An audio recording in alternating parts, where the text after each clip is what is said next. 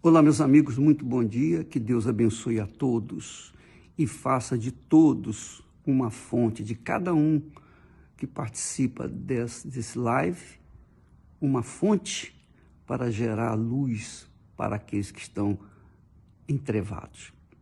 Nós estamos falando sobre a fé, mistérios e segredos da fé. E na cura que Jesus realizou no cego de nascença, nós descobrimos, quer dizer, o Espírito Santo tem revelado algo extraordinário. Por quê? Porque aquele cego de nascença, diferente de todos os demais pessoas que foram curadas por Jesus, ele não clamou, ele não pediu, ele não gritou: Jesus, tem misericórdia de mim. Ele não foi até Jesus.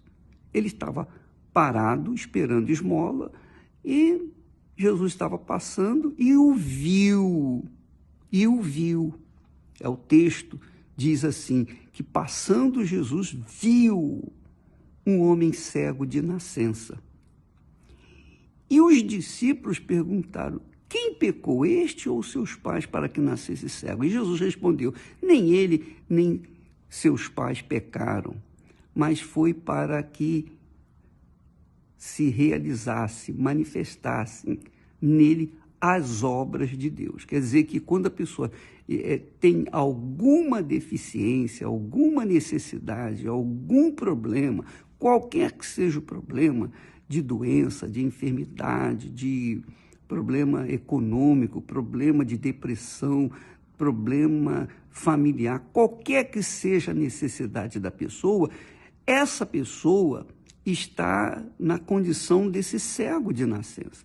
Porque Jesus está vendo, ele vê a minha vida, ele vê você, ele vê a necessidade de cada um de nós. Agora, não quer dizer com isso que ele automaticamente vai atender às nossas necessidades.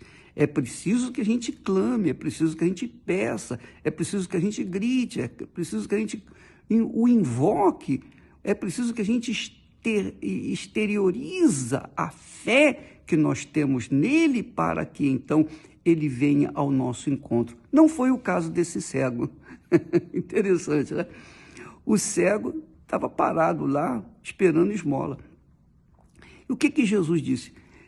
Foi para que manifestem nele a obra de Deus, ou as obras de Deus. Aí, Jesus, o que fez?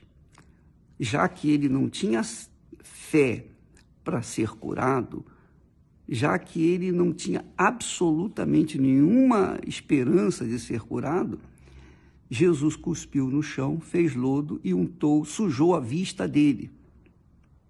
Ora, quando ele teve as suas vistas sujas com a saliva, com o lodo que Jesus fez, obviamente ele ficou incomodado.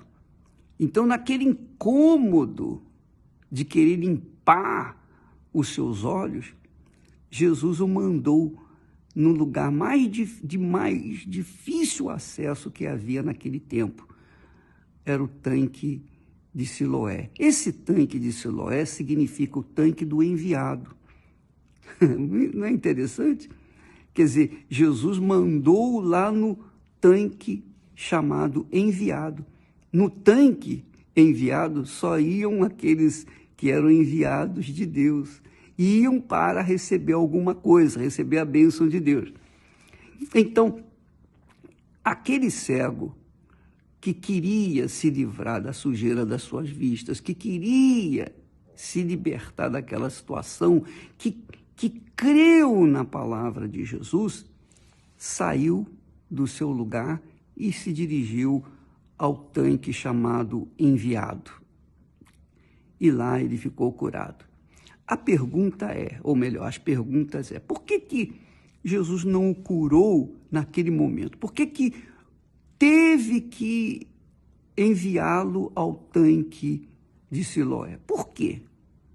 Por que Jesus, a saliva de Jesus, obviamente, que tinha virtude, não curou a vista do cego? E quando ele chegou na água lá e se lavou e chegou e começou a enxergar, quem foi que curou? Foi o lodo que havia estado nos seus olhos?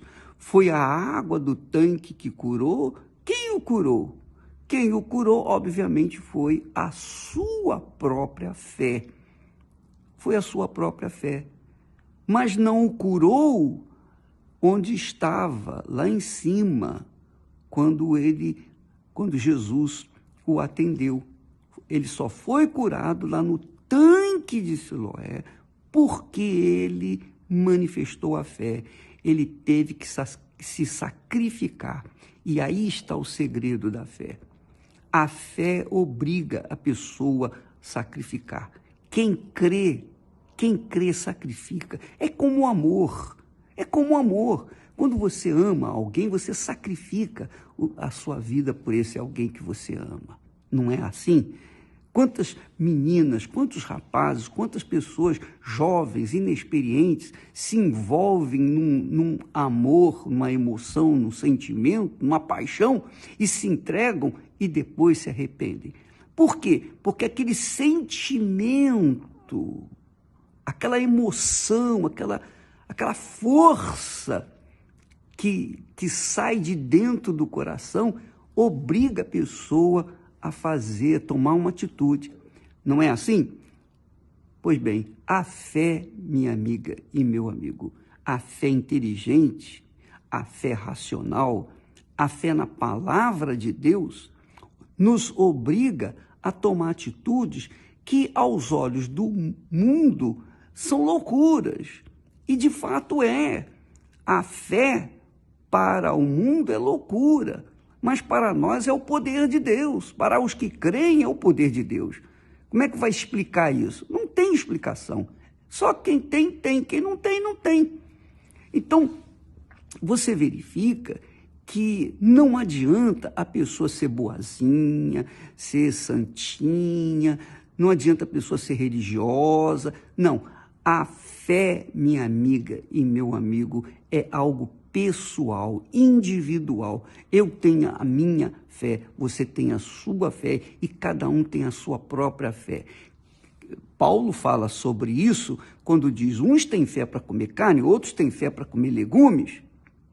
Ora, minha amiga, meu amigo, qual é a sua fé? Qual é a sua fé? O cego obrigatoriamente teve que sair de onde ele estava e descer lá naquele lugar terrível, difícil, de difícil acesso. Jesus não mandou os discípulos ajudarem-no. Jesus não mandou ninguém buscar água para ajudá-lo. Jesus não facilitou a vida daquele cego, não.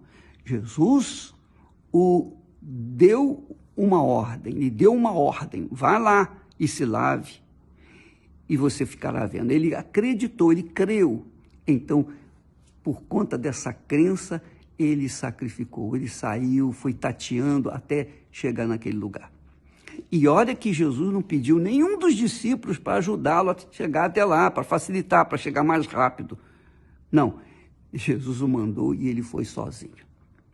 Essa é a fé bruta, mas que traz o resultado. Ora, nós temos que ver também, é importante, que naquela cegueira, era uma cegueira que não tinha solução. Cego de nascença, a Bíblia diz, aqui no texto sagrado, que desde a criação nunca se ouviu falar de um cego de nascença ter sido curado. O texto inteiro, você lendo o capítulo 9 de João, você vai entender que esse milagre foi extraordinário, foi excepcional. E, obviamente, tem revelações para todos nós.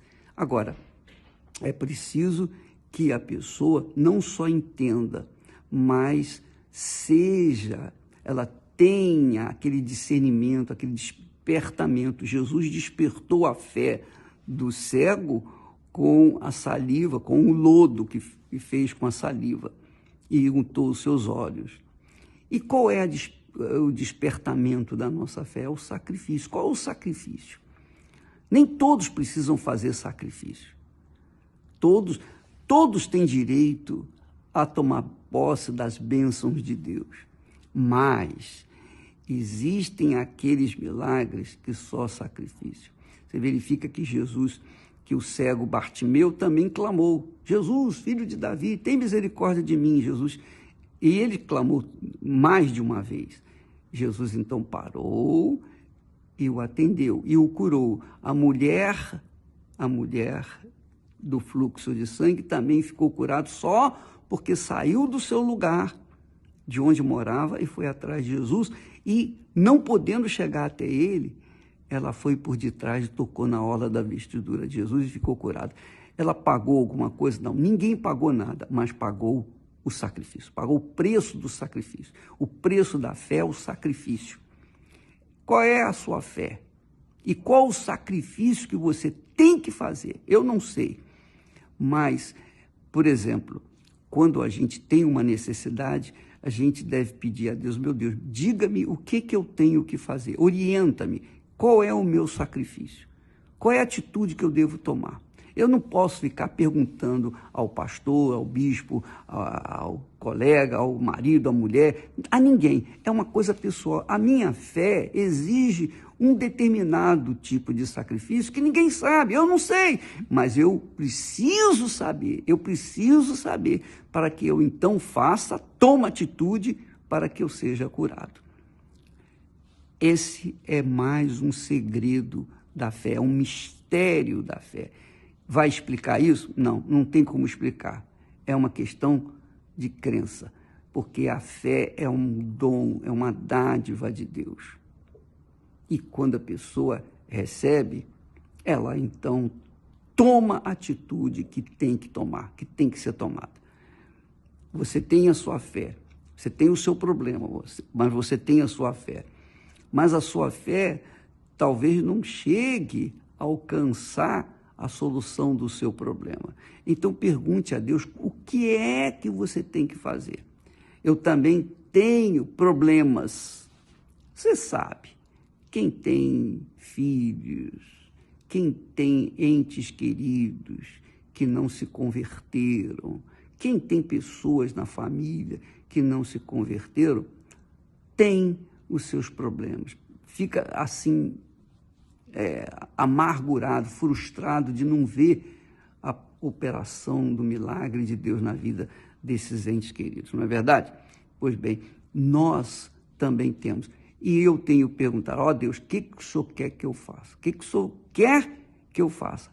Para que eu possa fazer, o Senhor tem que me dizer, o Senhor tem que me falar, me orientar, para que então eu possa tomar posse também dessa bênção. E assim deve ser com você. Deus abençoe a todos e até amanhã, em nome do Senhor Jesus.